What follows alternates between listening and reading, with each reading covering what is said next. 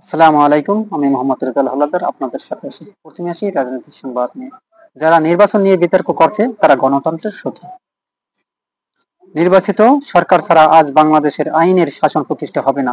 তাই যারা সামনে নির্বাচন নিয়ে নানা কৌশলে বিতর্ক তুলছে ও জাতীয় সঙ্গীত পাল্টে দিতে হবে, ৭২-এর সংবিধানে বাতিল করতে হবে, তার মূলনীতি বাতিল করতে হবে বলে দাবি করছে, তারাই এখন গণতন্ত্রের শত্রু। কথাগুলো বলেছেন বাংলাদেশ কমিউনিস্ট পার্টির সিপিবি সভাপতি মোহাম্মদ শাহ আলম। রাজধানী ইঞ্জিনিয়ারিং ইনস্টিটিউট আজ শুক্রবার সন্ধ্যায় সিপিপির ৪ দিনব্যাপী ত্রয়োদশ কংগ্রেসের উদ্বোধনী অনুষ্ঠানে একথা বলেন শাহ আলম। এর আগে বেলা ৩টায় জাতীয় সঙ্গীত ও আন্তর্জাতিক কমিউনিস্ট সঙ্গীত পরিবেশনের মধ্য দিয়ে কংগ্রেসের উদ্বোধন করা হয়। উদ্বোধনীয় অনুষ্ঠানে সভাপতির বক্তব্য দেন সিপিবি সভাপতি, বিএনপি, জামায়াত ইসলামী, জাতীয় নাগরিক পার্টি এনসিপি ও বর্তমান অন্তর্বর্তী সরকার ক্ষমতা উপভোগ করছে উল্লেখ করে মোহাম্মদ শাহ আলম বলেন, নির্বাচন যদি না হয় তাহলে এই খেলা নির্বাচন না দেওয়া চলতে থাকবে। আর নির্বাচন হলে একটা সেন্টার ক্ষমতায় আসবে। তাই আমাদের বর্তমানে স্লোগান হলো অতি সত্বর দরকার নির্বাচন সরকার। নির্বাচিত সরকার ছাড়া বাংলাদেশের আইনের শাসন প্রতিষ্ঠা হবে না বা সম্ভব না। নির্বাচিত সরকার ছাড়া আজ দেশে বিদেশে বিনিয়োগ হবে না।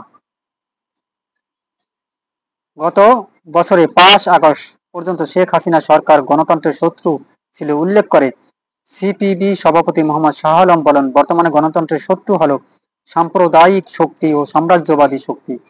প্রতিক্রিয়াশীল মৌলবাদী সাম্প্রদায়িক শক্তি নানা ওসিলায় এই নির্বাচন বিরোধিতা করছে উল্লেখ করে তিনি সতর্ক করে যে নির্বাচন না হলে দেশের রাজনৈতিক ভারসাম্য নষ্ট হবে এবং মৌলবাদী শক্তির আরো বেশি উত্থান হবে। তিনি কাদের মৌলবাদী বলেছেন তিনি জানি না।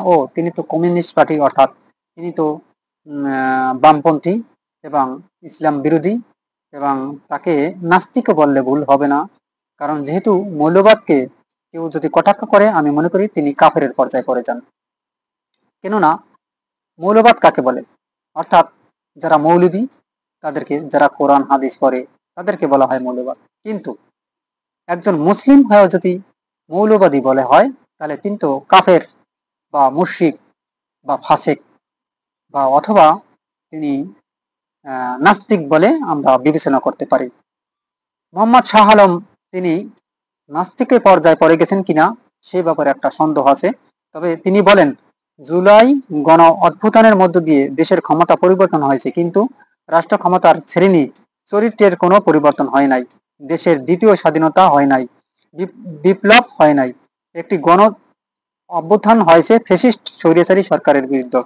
দেশের বামপন্থী কমিউনিস্ট প্রগতিশীলদের দ্বন্দ্বের কারণে প্রতিক্রিয়াশীল শক্তির উত্থান ঘটেছে উল্লেখ করে মোহাম্মদ শাহ আলম বলেন, বামদের সুবিধাদে বিভেদ ও হটকারিতা আর রাজনীতির দেউলিয়াতের কারণেই আজ রেডিক্যাল ইসলামের উত্থান হয়েছে বাংলাদেশে। সেজন্য কৃষক, শ্রমিক ও মেহনতি মানুষকে নিয়ে একটি ঐক্য বিকল্প গণতান্ত্রিক ঐক্যবদ্ধ শক্তি গড়ে তোলার অবস্থান জানান তিনি। দেখেন, আসলে তাকে যে নাস্তিক বলছি এবং তার চেহারাই কয় যে সে নাস্তিক। দেখেন, এই যে প্রমাণিত, এই দেখেন প্রথম আলো। আসলে তাকে নাস্তিক বলে ভুল হবে। তিনি নাস্তিকের যদি বড় কোনো যেটা থাকে সেটা তারে ব্যক্তি দেখায় সে হিন্দুর মতো, আসলে কি বলবো, যে অর্থাৎ অন্য জাতির মতো তাকে দেখায়। জুলাই গণ অভ্যুত্থানের অংশগ্রহণ করে সিপিবি বিন্দুমাত্র ভুল করেনি উল্লেখ করে মোহাম্মদ শাহ আলম বলেন, লাল বদর বলে আমাদেরকে এই আন্দোলনে থাকার কারণে এখানে বুঝেন কি হয়েছে। এরকম নানা বিতর্ক আজ বিভিন্ন ভাবে আসছে। আমরা মনে করি এগুলো ভুল। আমরা সঠিকভাবেই স্বৈরাচারের বিরুদ্ধে আন্দোলনে অংশগ্রহণ করছি। জুলাই সনদকে নিয়ে কোনো প্রশ্ন তোলা যাবে না, এ দাবির সমালোচনা করেন সিপিপির সভাপতি। একে চক্রান্ত আখ্যায়িত করে এর বিরুদ্ধে জনকৌশল সাজাতে হবে বলে নেতাকর্মীদের সতর্ক করেন তিনি। মোহাম্মদ শাহ আলম বলেন, আমাদের প্রচুর সম্ভাবনা একেবারে হারিয়েছি, আরেক সম্ভাবনা আমরা দোরগোড়ায় নাড়া দিচ্ছে। এই সম্ভাবনা আমাদেরকে ধরতে হবে। মোহাম্মদ শাহ আলমের বক্তব্যে উঠে আসা বৈশ্বিক নানা পরিপ্রেক্ষিতেও তিনি বলেন, পৃথিবী আজ তৃতীয় বিশ্বযুদ্ধের দ্বার প্রান্তে। আমেরিকা আজ ইরাক, লিবিয়া, সিরিয়া শেষ করে দিয়েছে। বিশ্ব সাম্রাজ্যবাদের কূটনীতিকরা আজ নয় উপনিবেশ সৃষ্টি করছে বিভিন্ন দেশকে। বাংলাদেশ ও মিয়ানমারের মধ্যে মানবিক করিডোর সংক্রান্ত ইস্যু তুলে মোহাম্মদ শাহ আলম বলেন, এখানে করিডোর দিয়ে বার্মার সাথে আমাদের যুদ্ধ লাগিয়ে দিতে চায়। এর মধ্য দিয়ে আমাদের দেশটাও ফেইল্ড স্টেটের ব্যর্থ রাষ্ট্র দিকে নিয়ে যেতে চায়। বিশ্ব সাম্রাজ্যবাদ, আমেরিকান সাম্রাজ্যবাদী শক্তির সৈন্যরা আজ এখানে যৌথ মহড়া দিচ্ছে। কথাটা কিন্তু তিনি এই কথাটা সত্যি বলেছেন, যেগুলো সত্য সেগুলো না বললে নাই।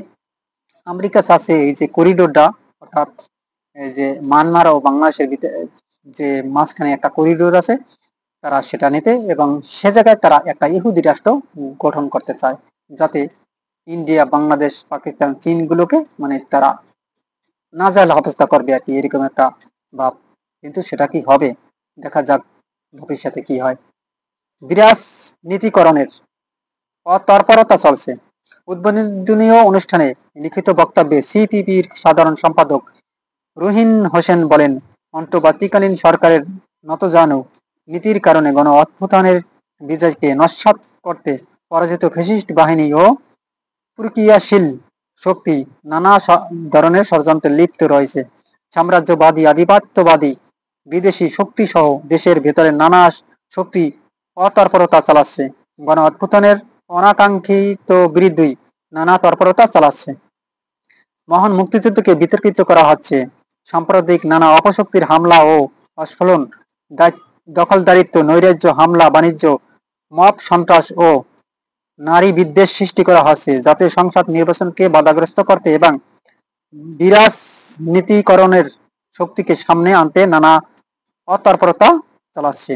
এসব অতৎপরতার বিরুদ্ধে দেশের গণতান্ত্রিক প্রগতিশীল বামপন্থী দল, বিভিন্ন শ্রেণী পেশার সংগঠন ও ব্যক্তিবর্গ ঐক্যবদ্ধ হয়ে বিকল্প শক্তি সমাবেশ গড়ে তোলার আহ্বান জানান রুহিন হোসেন। সিপিপির 4 দিনব্যাপী কংগ্রেস শুরু। সমাজ বদলের লক্ষ্যে শোষণ, বৈষম্যহীন, বাম, গণতান্ত্রিক সরকার প্রতিষ্ঠা করা এই স্লোগান নিয়ে সিপিপির 4 দিনব্যাপী ত্রয়োদশ কংগ্রেস শুরু হয়েছে। আজ বেলা 3টায় রাজধানীর ইঞ্জিনিয়ারিং ইনস্টিটিউশনে জাতীয় সঙ্গীত ও আন্তর্জাতিক কমিউনিস্ট সঙ্গীত পরিবেশনের মধ্য দিয়ে এবারের কংগ্রেস উদ্বোধন করা হয়। সিপিপির সভাপতি মোহাম্মদ শাহ আলম ও সাধারণ সম্পাদক রুহিন হোসেন জাতীয় পতাকা ও দলীয় পতাকা উত্তোলন করেন। উদ্বোধনী অনুষ্ঠানে সভাপতিত্ব করেন কংগ্রেস প্রস্তুতি কমিটির চেয়ারম্যান আবু সাইদ। এ সময় সিপিবির সাবেক সভাপতি মুজাহিদুল ইসলাম সেলিম সহ দলের জ্যেষ্ঠ নেতারা উপস্থিত ছিলেন। এরপর উদ্বোধনী অধিবেশনে শেষে ইঞ্জিনিয়ার্স ইনস্টিটিউশন মিলনায়তনে শুরু হয় কাউন্সিল অধিবেশন। কংগ্রেস চলবে 22 সেপ্টেম্বর পর্যন্ত। এবারের কংগ্রেস অংশ নিচ্ছেন জেলা সম্মেলনের মাধ্যমে নির্বাচিত 525 জন প্রতিনিধি ও 26 জন পর্যবেক্ষক। সম্মেলনের পার্টির প্রবীণ নেতাদের মধ্যে যাদের বয়স 70 পার হয়েছে বা একটানা 30 বছর সিপিবির কর্মকাণ্ডে যুক্ত আছেন তাদের সম্মাননা দেওয়া হয়। এ সময় তাদের হাতে ফুল, শুভেচ্ছা বার্তা এবং সম্মাননা স্মারক তুলে দেওয়া হয়।